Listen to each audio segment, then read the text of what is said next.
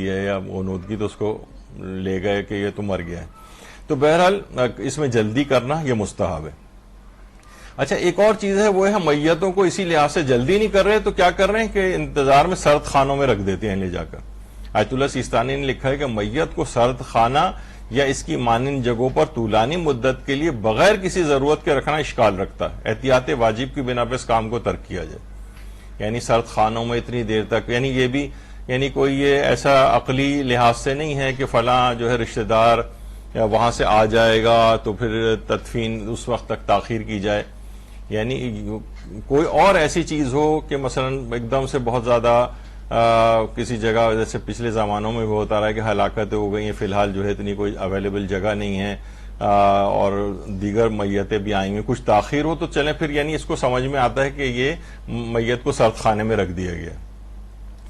کیونکہ دیکھیے بہرحال یہ ہے کہ سرد خانہ وغیرہ کے اندر عام طور پر اس طرح سے میت کو جو ہے وہ رکھ دیا جاتا ہے. جیسے رات کو انتقال ہوا, اب کہا کہ جناب میت مثلا رات کو تو قبرستان بھی عام طور پہ نہیں کھلے ہوتے, تدفین نہیں کرتے, اب تدفین جو ہے اگلے دن نماز ظہر کے بعد کی جائے گی, تو تب تک کے لیے سرد خانے کے اس ڈبے کے اندر لے جا کے میت کو رکھ دیا جاتا ہے. تو دیکھیے یہاں ایک چیز اور بھی ہے,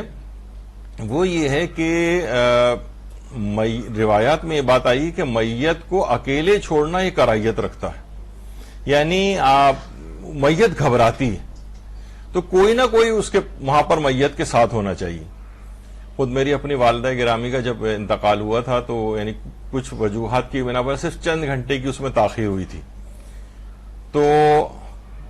یعنی میں نے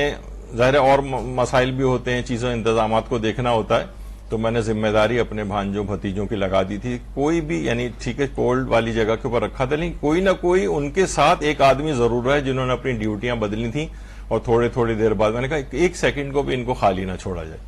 یعنی تنہا نہ رہنے دیا جائے, میت گھبراتی. تو یہاں پر بعض اوقات یہ دیکھنے میں آتا ہے, کچھ ہمارے دوست احباب ہیں ان کے جناب بھائی کا انتقال ہوا تو وہ رات بھر یعنی چھوڑ کے چلے گئے, پھر اگلے دن سارے رشتے دار اگلے دن آ رہے ہیں, تو یہ اتنا مناسب نہیں. تو جب یہ کہ تاخیر کرنے کی کوئی ضرورت نہیں ہونی چاہیے,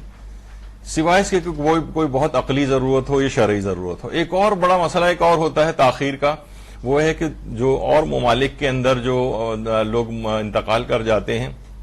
تو ان کی میتیں یہاں بھجوائی جاتی ہیں.